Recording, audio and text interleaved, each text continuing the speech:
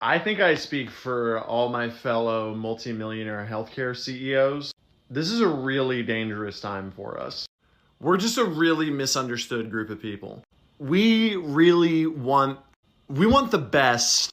Okay, not the best. We want adequate healthcare. Okay, maybe not even adequate.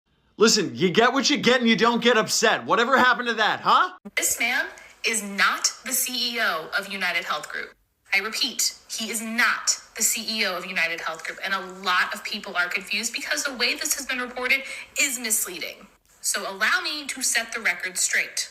He is the CEO of UnitedHealthcare, which is a subsidiary of UnitedHealth Group. Please allow me to introduce you to Andrew Whitty, the actual CEO of UnitedHealth Group. This is the leadership structure of UnitedHealth Group. Now, you see, this is the thing I can't stand about white people, because you lot stay snitching. These people literally pull down their faces off the website because they're trying to hide from what is to come. And you came out here and distributed the hit list to the masses that's going viral. Like, this snitch really went on www.origami.com to go and download the hit list. I mean, the company structure with all these heads, pictures, names, and all, for the masses to see, and the thing is going viral. Sis, why would you do that when the FBI is showing everybody they don't care by giving a 10 grand reward, and showing people even more that they don't care because they only raised it by 30k? Like, John Quick is still on the loose, sis. Man's probably out there right now buying more silencers and training the men them. It would really be your own people, you know. It would really be your own people showing the board of directors like this. But you know what? I'm just so glad that woman had a bit of decorum and she didn't tell the masses that on that same page, www.origami.com, if you scroll all the way down to the bottom, you can find the hit. I mean, you can find the company structure in an Excel spreadsheet that is free to download, and that has everybody's names, including the shareholders as well.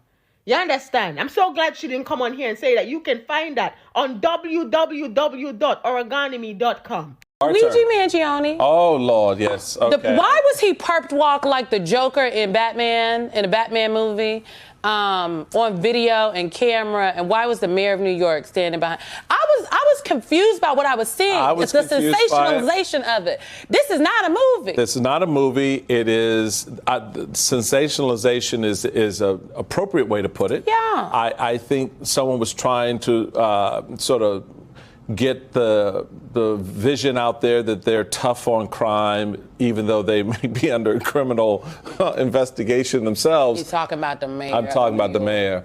Yeah, it was embarrassing. And it did not fall or land the way I think they thought it would with a lot of folks. This man is not a hero. No. I don't care how handsome people think. He's a stone cold killer, and the system needs to adjudicate him appropriately. We've got to stop this glamorization of criminals and bad behavior in this country, because the end is not good. How does Luigi Mangione travel 3.5 miles in 6 minutes?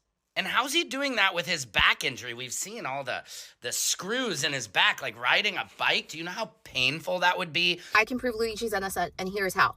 So if you read the Fed's complaint, it says that Luigi left the hostel at 5:35 a.m. The hostel is allegedly near the Upper West Side, and that he arrived at the Hilton at 5:41. To see if that's actually physically possible, especially for someone who has a bad back, I went on Google Maps. Well, if you have your regular bike, you can do it in about 19 minutes. If you decide that you want to use a city bike, which this is an option here, it takes you 23 minutes. So unless the feds are saying that Luigi is the Flash, there is no way he can go from the Upper West Side all the way to Midtown in 6 minutes. So I guess the media just thinks we're a bunch of fucking dumbasses. So here's the shooter. This is where the backpack they claim that they found. I mean, do they think we're fucking colorblind or just fucking ignorant? I mean, these people put this shit on the media and they expect you 100% to believe it. The media is being used as a propaganda tool for this entire situation. I mean, he's carving shit into the shell casings. They claim that the whole fucking thing. I do believe this is a hired hit. I don't know what kind of story they're putting out on it, because I can't believe anything that they're saying. I mean, just like this right here, the backpacks are not even the same fucking color, yet they've passed this off in the media as his shit when we can clearly see it's not. How the fuck could Luigi be in two places at the same time? Hear me out, y'all. I promise this don't add up. This is the official timeline. And if you look up here, it says, on the morning of December 4th, Mangione left the hostel at 5:34 a.m. and traveled to Midtown using an e-bike. But that's impossible according to this eyewitness who ain't nobody paying attention to. And I don't like it. Listen to this. This witness right here says that he was parking his car. And while parking his car, he heard 3 shots. And then he saw the man go down, which would have been Brian. But that ain't the strange part. The strange part is he says the shooter who did this, he said he saw him standing on that corner all night. But according to the official timeline, all this took place, he arrived between 6:38 and 6:44, and he stood against that wall until 6:45, and that's when he did the pew-pew. So can somebody tell me how he could have been at the hostel way over here at 5:34 a.m., but according to this man... But the guy, he was here in this corner the whole night. Yeah. Who was on the corner? The guy who shot the guy. Please tell me I'm not the only one that caught this weird discrepancy in the footage that they're releasing of the suspect in the unaliving of UnitedHealthcare CEO Brian Thompson. Most of us have seen the very riveting footage of the suspect in the black hoodie and tan backpack. They've also released this photo of him masked up with a black jacket, black hood, and a tan backpack. And they believe this is him on one of those electric bikes in New York City, black jacket, tan backpack. But today they released this that they're saying is also footage of him, presumably just before the unaliving, and he's wearing a tan jacket and clearly has a black backpack on. That looks like a black strap to me, not a tan strap. UnitedHealthcare was widely criticized for a plan to start denying payment for what it deemed non-critical visits to the hospital emergency rooms. So essentially, you arrive at the hospital and they can just decide whether or not afterwards, because that's how it all works. It's afterwards. You're blindfolded.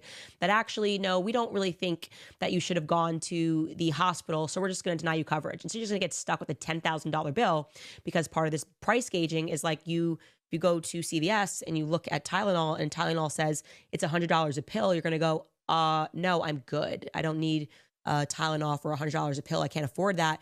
The hospital, they just give you stuff and don't tell you how much it costs. Then you look and they're like, no, that's $100 a pill. And now you owe us $10,000 for a hospital visit that you were at the hospital for one night. I mean, it's that insane, guys. I'm not kidding. So UnitedHealthcare took this position that they were going to decide after, like, play with people's entire financial lives. They said, quote, patients are not medical experts and should not be expected to self-diagnose during what they believe is a medical emergency. It's incredible. That's what the chief executive of the American Hospital Association wrote in an open letter that was addressed to Thompson, essentially threatening patients with a financial penalty if they made the wrong decision. Insanity, just absolute insanity. Like, this is too crazy. Like, I remember about a month ago, because it was about that time for people who had healthcare benefits from their job to renew their healthcare benefits for the next year, 2025.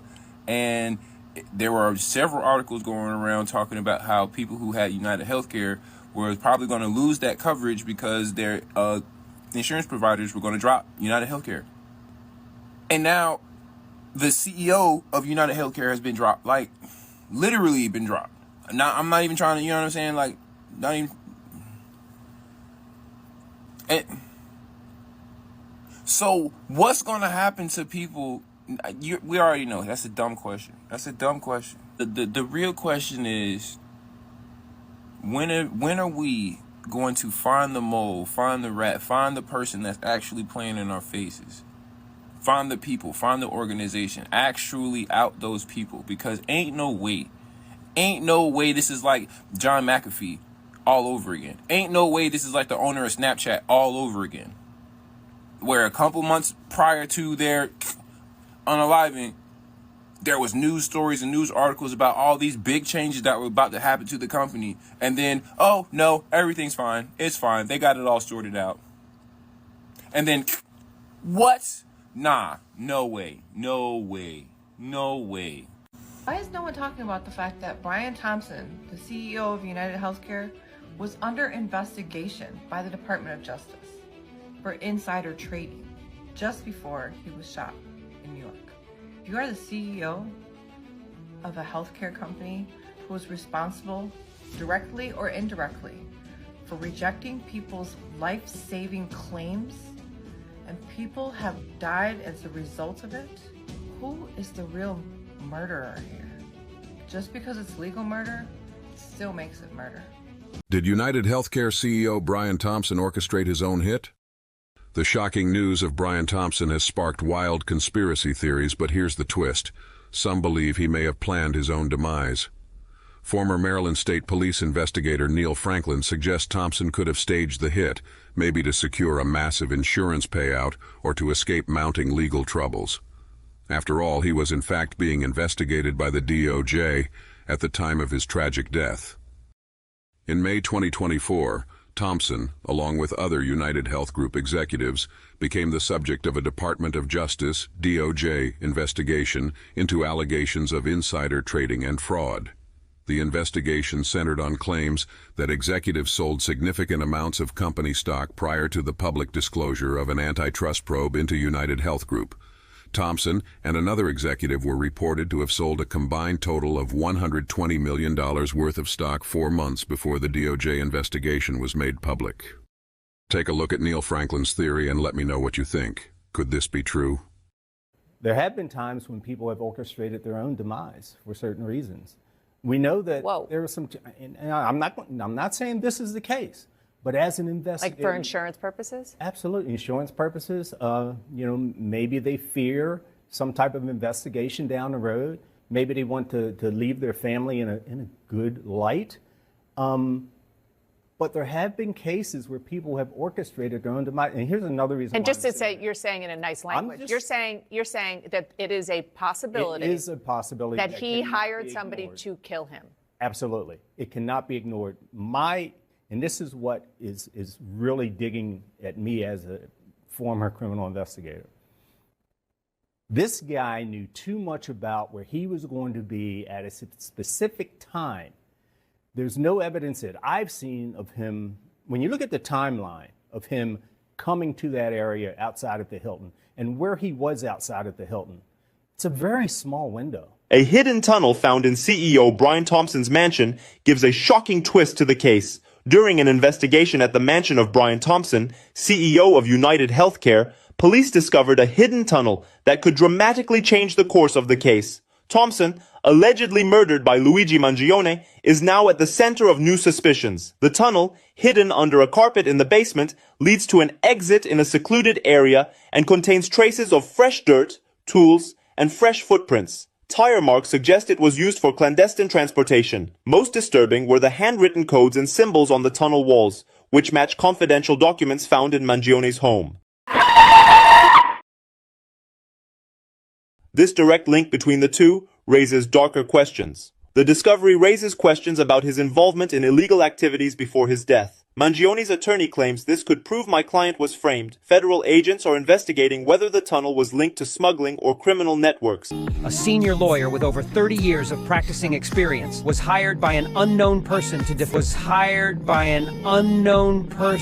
No, they don't have fingerprints or a confession. I'll get to the confession. First, the fingerprints, though. I know they don't have fingerprints. And you know how I know that? Because he has preceding gun charges. When he got those gun charges, they would have taken his fingerprints. So if they found his fingerprints ever again, they would have known his name right right away, which means they don't have fingerprints. They might have a partial, but partial is not conclusive evidence. Partial fingerprints don't prove shit. Now to the confession. They do not have a confession. What they have is a manifesto. Now the Unabomber also had a manifesto, and they did not convict the Unabomber on his manifesto, really. They convicted him on linguistics of thousands of pages. They spent thousands, tens of thousands of hours analyzing the Unabomber's writing, and then was have cake and eat it too, something like that. I remember the specific wording, but it's like they don't even have that on this guy. Like, they don't even have like 5 pages of shit that proves he did anything.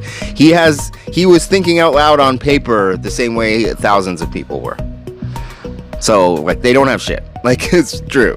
His lawyer said they don't have shit. He's pleading not guilty, meaning he knows they don't have shit. Luigi Mangione confessed to taking out Brian Thompson, and people are asking why. To find the reason, the most important thing to know is who this guy is. Brian Thompson became the CEO of UnitedHealthcare in 2021. This is the largest health insurer in the US, with about $300 billion in annual revenue and 400,000 employees. Now, the health insurance industry in the US is generally controversial, but UnitedHealthcare had a serious scandal of their own. They were using an AI system called NH Predict to process healthcare claims. The system helped them process more claims faster and for less money. But the system was apparently wrong 90% of the time. So people were denied healthcare claims en masse, lowering UnitedHealthcare's cost even further. And what was the impact from the 2019 launch of the system? The stock went up, returning 18% per year on average versus about 2% for their competitors. This system directly benefited their stock price and Brian Thompson, as he got more than half of his $10 million annual pay package in stock each year while CEO. He even sold about $15 million worth of stock at the beginning of this year. So on the surface, we have a healthcare company worth about $500 billion using a flawed AI system that rejects claims and saves them massive amounts of money, giving their stock a huge lift relative to competitors, and their CEO a big payday. So how does Luigi come into this? So he was a tech-savvy guy, particularly in AI, even working as a teaching assistant in AI at Stanford. But he appeared to grow more skeptical of the use of this technology. So did Luigi see UnitedHealthcare, a company that stands accused of using a flawed AI system to reject billions of dollars of healthcare claims, as the most extreme negative use of this emerging tech? Well, according to snippets of his manifesto, where he calls out the US's expensive and flawed healthcare system, kind of sounds like it. So Brian is making $10 million a year. $10 million. Walking down the streets of New York by himself. His wife said he had some threats. For a fraction of this $10 million, you could get yourself a couple of security guards, full-time security guards. But walking down the streets of New York, I feel like every Fortune 500 company CEO should have security guards. It's just my thoughts on it.